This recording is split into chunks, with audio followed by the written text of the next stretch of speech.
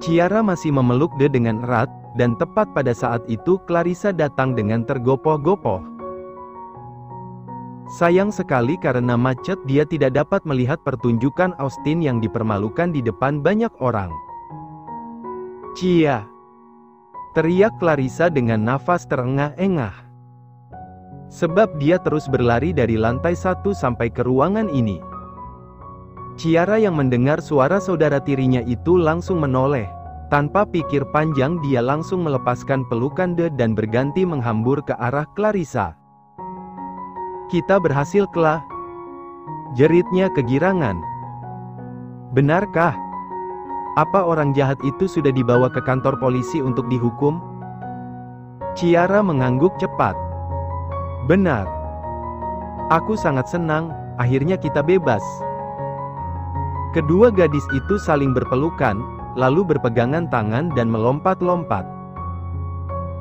Mereka persis seperti anak kecil yang menemukan mainan baru, dan tak peduli pada orang-orang yang ada di sekitar mereka. De, Anek dan Caka hanya bisa menonton dengan kenyitan di wajah masing-masing. Anek yang tidak pernah berurusan dengan gadis remaja, merasa sangat aneh melihat tingkah Clarissa dan Ciara. Sementara De sudah tidak heran lagi. Kejadian seperti ini pernah dia lihat saat Ciara bertemu dengan teman lamanya. "Yah, anggap saja dia sudah terbiasa." "Jadi itu seleramu, De?" tanya Anek dengan sedikit meledek. Mendengar itu, Caka menahan senyum, sementara De sudah meneguk ludah. Dia tiba-tiba kesulitan bernafas karena pastinya Anek sudah tahu apa yang ia rasakan. "Aku juga tidak tahu," jawab De sambil memalingkan wajah. Anek terkekeh keras. "Seleramu dan Dedi ternyata sama, suka daun muda yang masih butuh pertumbuhan. Sering-seringlah meremasnya supaya besar sedikit." Ucapnya begitu ambigu. De langsung memicingkan matanya. Paham kemana arah pembicaraan Anek. Pasti tidak jauh-jauh soal bokong dan dada. "Dasar otak mesum. Apa yang kamu bicarakan, An? Jangan lupa, aku bukan kamu yang menggilai ukuran tidak bermoral itu." Bukannya marah, Anek malah tergelak kencang, hingga membuat Clarissa dan Ciara mengalihkan perhatian mereka ke arah pria tampan itu.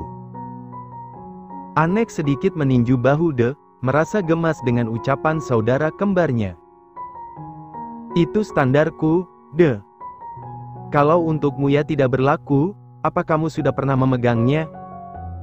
Pasti sangat imut. Mirip jambu air." Anek semakin tergelak sampai memegangi perutnya, membayangkan De yang hanya mendapatkan buah sebesar jambu air. Berbanding terbalik dengan miliknya yang besar seperti buah semangka. "Sialan, kau, An. Kurasa mulutmu perlu dirobek agar tidak bicara sembarangan." Ketus De setelah memukul dada Anek, dia segera berlalu dari sana dengan tampang kesal. Dan semua itu tidak luput dari pandangan mata Ciara. Om dokter mau kemana?" teriak Ciara, saat melihat De melewatinya begitu saja. Seketika langkah kaki De berhenti, dia sedikit menoleh ke belakang untuk melirik Ciara. "Aku ingin mencari cara supaya jambu air bisa jadi semangka," ketusnya. Mendengar itu, tak hanya Anek yang tertawa, tetapi Caka juga sudah tidak bisa menahan sesuatu yang sudah berada di ujung mulutnya. Suara kedua pria itu membahana. Sementara Ciara dan Clarissa hanya bisa menatap De penuh tanda tanya. "Om dokter kenapa?" "Di penjara. Austin sudah bersama dengan 2 orang pengacaranya. Dia sengaja menyiapkan mereka, untuk membantah semua tuduhan itu." Pria itu masih saja berpikir bahwa dia tidak akan pernah bisa dikalahkan oleh siapapun, karena otak piciknya membuat dia begitu angkuh.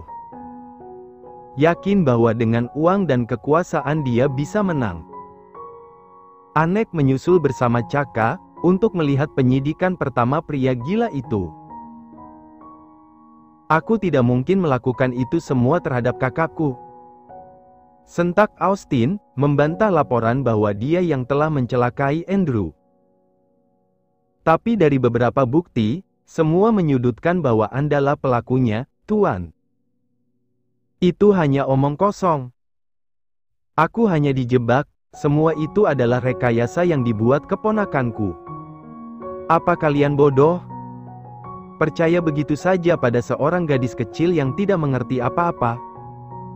Masih saja membantah, timpal Anek yang sudah ikut merasa geram. Austin menatap nyalang, dia segera menggebrak meja, berdiri dan menunjuk Anek. Jangan ikut campur urusanku. Anek malah memasang tampang menyebalkan membuat kemarahan Austin naik hingga ke atas kepala. Akhirnya pria itu berjalan ke arah Anek dengan sedikit terseok, tetapi segera ditahan oleh beberapa orang. Lepas. Aku ingin menghajarnya. Tuan, mohon tenang.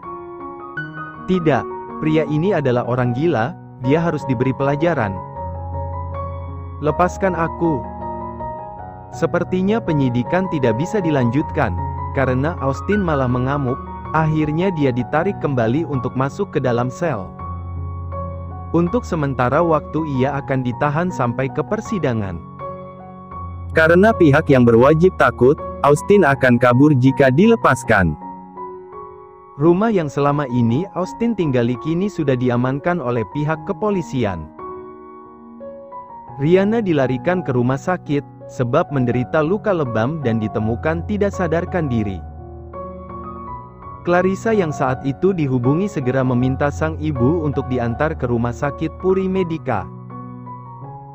Tempat di mana ayah tirinya juga dirawat. Kini wanita itu sedang ditangani, setelah sadar Clarissa dan Ciara sepakat untuk membicarakan semuanya. Clarissa bahkan berencana untuk meminta sang ibu bercerai dari sang ayah. Dia terlalu malu, karena Rihanna yang bersekongkol dengan Austin untuk menghancurkan keluarga Ciara. Kini, kedua gadis itu sedang menuju rumah sakit. Sementara De sudah lebih dulu kembali, dan sampai sekarang Ciara masih memikirkan kata terakhir pria itu. Antara jambu air dan semangka. Apa hubungannya? Ci, kamu memiliki hubungan dengan dokter itu? Tanya Clarissa tiba-tiba, memecahkan keheningan yang sempat menyapa. Hah? Hubungan apa maksudnya? Pacaran? Kening Ciara semakin mengernyit. Pacaran? Dia dan De tidak pernah sepakat untuk pacaran, tetapi untuk berciuman mereka sudah sering melakukannya. Dan jujur saja hal itu membuat Ciara ketagihan. Ciara menundukkan kepala dan menggeleng kecil, melihat itu Clarissa tersenyum dan mulai menebak. Tapi kamu menyukainya? Bahu Ciara langsung naik, dia melebarkan kelopak matanya dan menatap Clarissa dengan seksama. Kenapa kamu bisa tahu? Jawabnya dengan polos, jawaban yang mengundang tawa Clarissa. Matamu tidak bisa bohong. Kamu terlihat sangat menyukainya, tapi apakah dia kembar? Kenapa wajahnya ada dua? Benar, aku sudah melihat kembarannya ada dua. Jadi, mereka ada tiga. Dan karena itu kami jadi salah paham. Kenapa bisa begitu? Istri dari kembarannya datang ke apartemen, dan menyangka aku sebagai selingkuhannya. Hah, gila. Tapi bagaimana dengan rumah tangga mereka? Kamu tidak sampai membuatnya hancur kan? Tentu saja tidak, Kla, Om Dokter menjelaskan semuanya. Jadi masalah itu selesai, dan dari cara dia memperhatikanku, aku malah semakin menyukainya. Padahal kan dia sudah tua. Clarissa sedikit menoyor kepala adik tirinya. Cinta itu tidak memandang usia, Ci, kita bisa merasakannya pada siapapun, termasuk pada seseorang yang terpaut jauh umurnya. Tapi masalahnya, dia itu tidak bisa diajak bicara. Dia tidak mengerti kode dariku, Rengek Ciara. Padahal kita sudah sering berciuman. Berciuman? Kalian sering berciuman? Tapi dia tidak sampai melakukan hal-hal yang lebih jauh dari itu, kan? Tidak, Kla, hanya saja. Hanya apa? Tukas Clarissa, menuntut jawaban segera. Dia takut bahwa Ciara sudah pernah melakukan hal yang belum semestinya.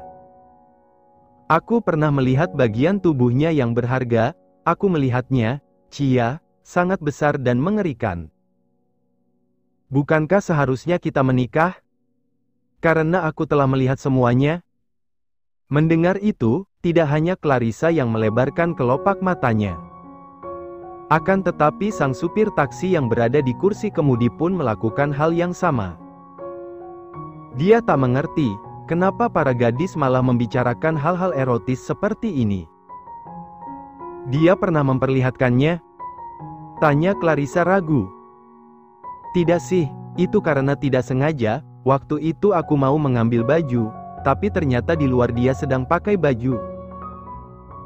Clarissa langsung bernafas lega, itu artinya dia adalah pria baik-baik karena walau bagaimanapun dia tahu, bahwa menahan hasrat pada diri seorang pria adalah sesuatu yang sangat berat. Baguslah, kamu tidak perlu khawatir. Aku percaya bahwa dia sebenarnya juga menyukaimu. Aku melihat dia orangnya sedikit kaku. Mungkin itu yang menjadi penyebab dia sulit untuk diajak bicara. Hah, benar, Kla, tersenyum pun sangat irit. Awal kita bertemu, seharian di rumah sakit aku tidak pernah melihat senyumnya. Aku sampai memiliki cita-cita ingin menjadi pasiennya. Clarissa geleng-geleng kepala dengan kekehan yang sedikit lebih keras. Dia mengetuk kening Ciara beberapa kali dan menyeletuk. Cari cara itu yang efektif, jangan mengada-ada. Aku kan tidak bisa berpikir luas sepertimu. Apa yang aku lihat, maka aku akan melakukannya. Lalu kenapa kamu bisa berpikir ingin menikah? Memangnya kamu sudah siap? Yang penting kan aku bisa bersamanya, dan dia menjadi milikku, tidak ada orang lain yang bisa menciumnya selain aku. Bukankah begitu? Clarissa hanya bisa terkekeh atas pemikiran Ciara yang sangat sederhana. Dan kekehan itu berhenti saat ponsel Ciara berdering. Gadis cantik itu langsung bergegas merogoh benda pipi itu dari dalam tas, sebab ia yakin itu adalah panggilan dari De. Dan benar saja, Ciara langsung menggeser icon hijau dan menempelkan benda itu di telinga. Halo, Om, aku sedang berada di perjalanan. Cepat ke rumah sakit, ada berita baik. Kenapa, Om? Di ujung sana, De tersenyum tipis sambil membayangkan wajah Ciara yang pastinya akan sangat bahagia. Ayahmu sudah sadar, dia menunggumu. Mendengar kabar bahwa Andrew telah sadar, membuat Ciara tertegun sekaligus merasa sangat bahagia. Akhirnya semua doa yang dia panjatkan terkabul, dia yakin sebentar lagi Andrew akan kembali seperti semula. Ada apa, Ci? Tanya Clarissa melihat Ciara yang berkaca-kaca. Ciara mematikan panggilannya bersama De, lalu menatap ke arah Clarissa dengan air mata yang sudah mengalir deras. Lo, kenapa kamu menangis? Daddy, Kla. Ada apa dengan Daddy? Tanya Clarissa dengan cemas.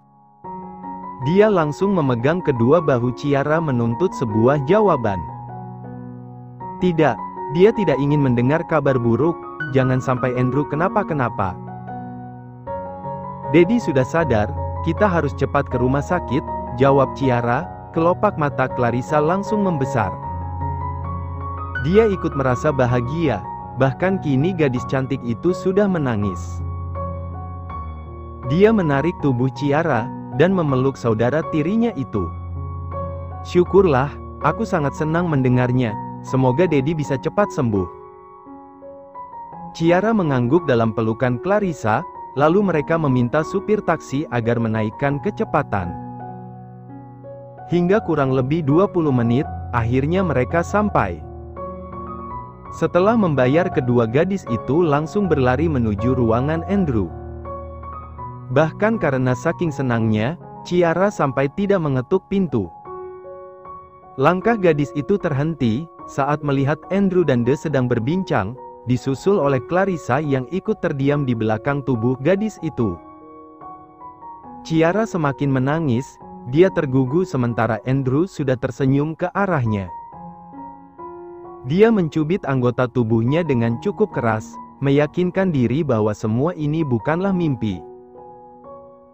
"Daddy," panggil Ciara, lalu berlari ke arah berangkar. Dia langsung menghambur memeluk Andrew bersama dengan Clarissa. Keduanya menangis sesenggukan, membuat hati Andrew ikut merasa ngilu.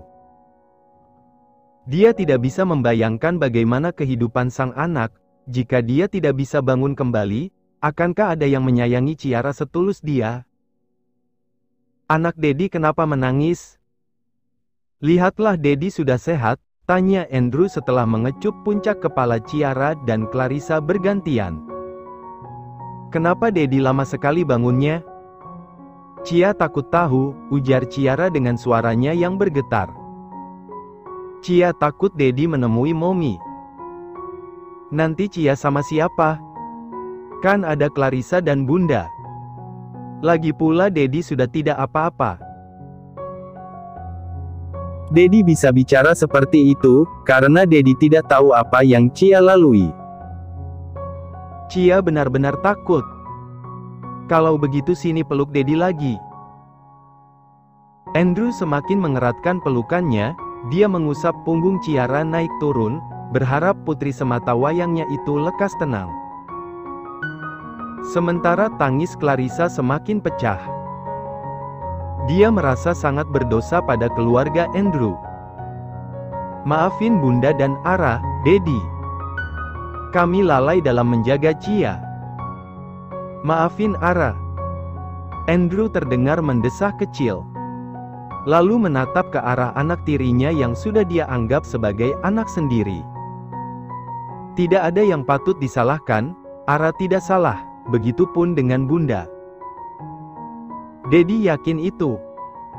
Di tempatnya berdiri, De hanya bisa melihat pemandangan manis itu. Dia turut bahagia, karena pada akhirnya Ciara telah kembali pada keluarganya. Namun, entahlah dia malah merasa akan ada sesuatu yang hilang darinya. Sebab setelah ini dia akan kembali pada kehidupannya yang monoton, yaitu bekerja, bekerja dan bekerja. "Pokoknya Daddy harus cepat sembuh," ucap Ciara sambil mengelap sisa-sisa air matanya. "Iya, anak cerewet. Biar saja aku cerewet, yang penting kan Daddy cepat pulang ke rumah." "Benar, Daddy, saat masa pemulihan Daddy harus rajin minum obat dan berolahraga. Nanti kita akan sering-sering datang kemari untuk menjenguk," timpal Clarissa. Andrew mengangguk kecil, patuh pada kedua putri kesayangannya. "Iya, Daddy pasti akan menuruti semua ucapan kalian." "Daddy juga tidak ingin berlama-lama di sini, oh ya, dokter."